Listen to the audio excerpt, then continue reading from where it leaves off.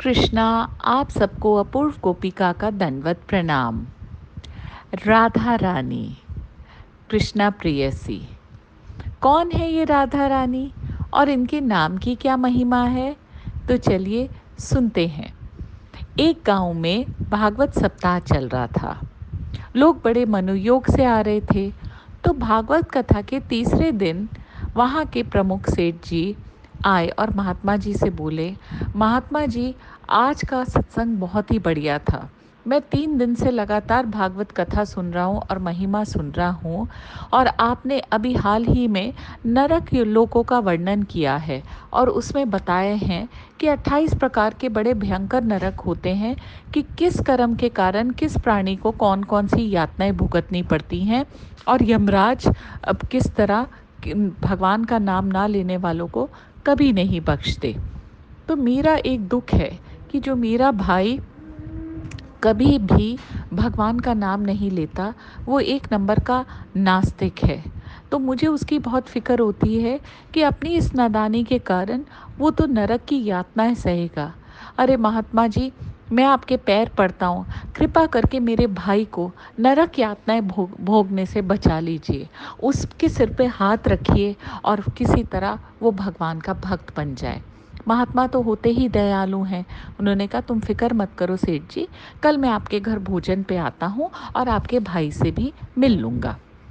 अगले दिन महात्मा जी सेठ के घर भोजन के लिए जाते हैं और उसके छोटे भाई से मिलते हैं।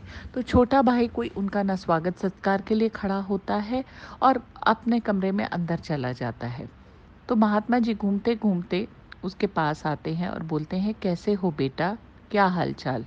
तो कहते, महात्मा जी देखो, आप मुझसे दूर ही रहो, मुझसे कोई चिकनी चुपड़ी बातें करने की ज़रूरत नहीं है। मैं ना आप जैसे लोगों को मानता हूँ और ना भगवान को। मेरे भैया मानते हैं, आप कृपा उनके पास ही जाइए, उनसे उनके मतलब की बातें कीजिए। अब महात्मा कहाँ हार मानने वाले थे, महात्मा तो ठहरे दयालु। तो वो बोले कि नहीं बेटा, मैं तो तुमसे ऐसे ही मिलने आया था।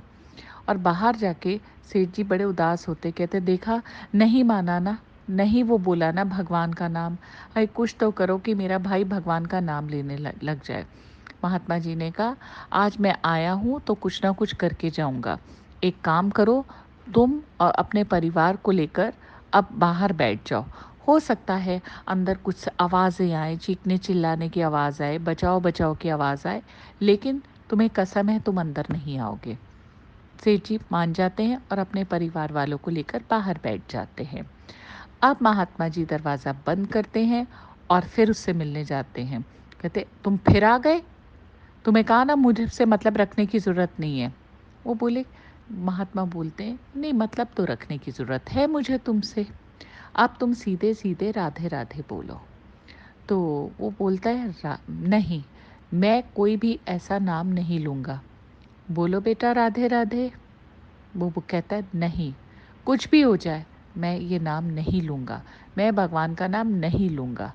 तो महात्मा क्या करते हैं, उसके हाथ को पकड़ते हैं और मोड़ देते हैं, उसे नीचे गिराते हैं, उसकी छाती पे चढ़ के बैठ जाते हैं।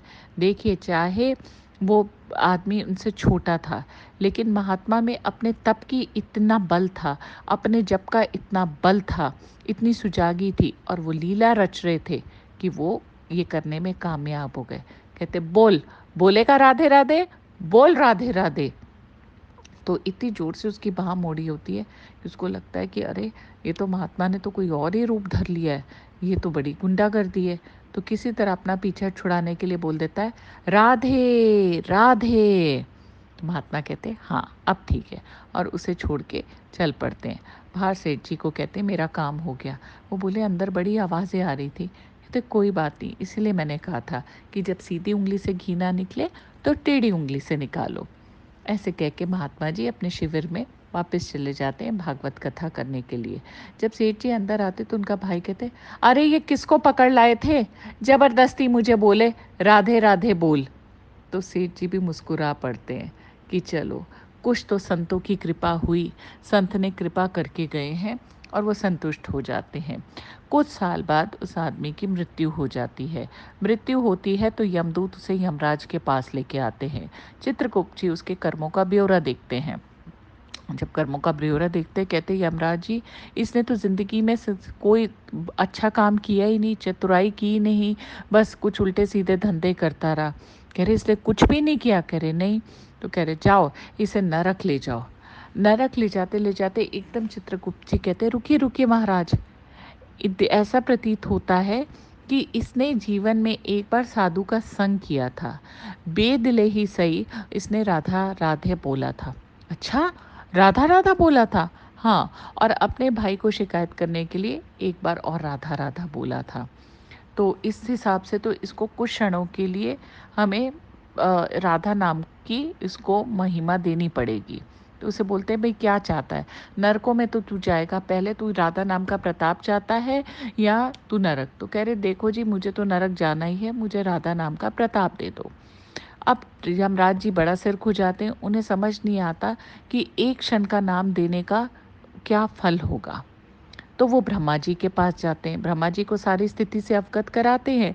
तो ब्रह्मा जी कहते हैं, सोचते रहते, कह रहे भाई मुझे तो इसके बारे में नहीं ज्ञात। दोनों चल के शिवलोक पहुंचते हैं। शिवलोक पहुंचते हैं तो शिव जी से पूछते हैं, वैष्णव नाम यथा शंभु, सबसे बड़े वैष्णव है। और शिव जी भी सोचते हैं अच्छा एक ही बार राधा नाम लिया है, मेरे को ऐसा ज्ञात नहीं कि इसको क्या फल दें। तो ये लोग तीनों फैसला करते हैं कि गोलोक वृंदावन जाएंगे, गोलोक धाम जाएंगे। चलने ही लगते हैं तो ये आदमी कहता है कि भाई देखो मेरे तो पैर बहुत दुख गए हैं, मैं और अब आगे नहीं चल सकता। तो पालकी मंगवाई जाती है और ये लोग उसे पालकी में बिठा के आगे ले जाते हैं।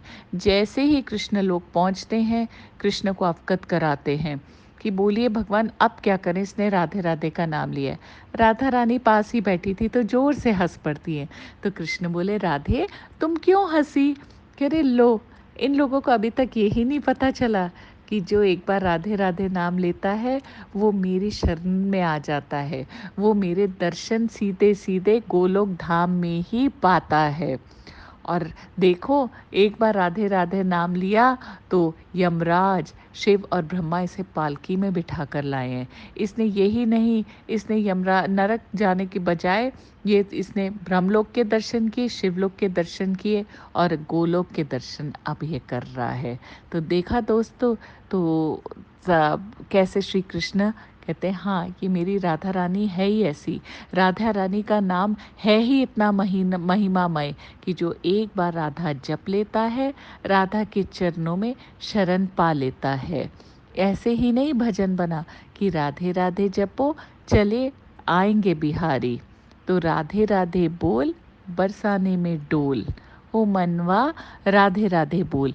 अब राधा की कृपा पाना है तो राधा का नाम तो जपना है, लेकिन अगर और भी प्रगाढ़ उनकी कृपा पानी है कि आप गोलोक जाए ना जाए, राधा रानी यहाँ चली आए अपने कृष्ण समेत दर्शन करने कि ये मेरा कौन सा इतना पावरफुल भक्त है, तो उसके लिए आपको हरे कृष्णा महामंत्र जपना होगा, क्योंकि हरे का मतलब राधा रानी जो कृष्ण की कृपा दिलाती है।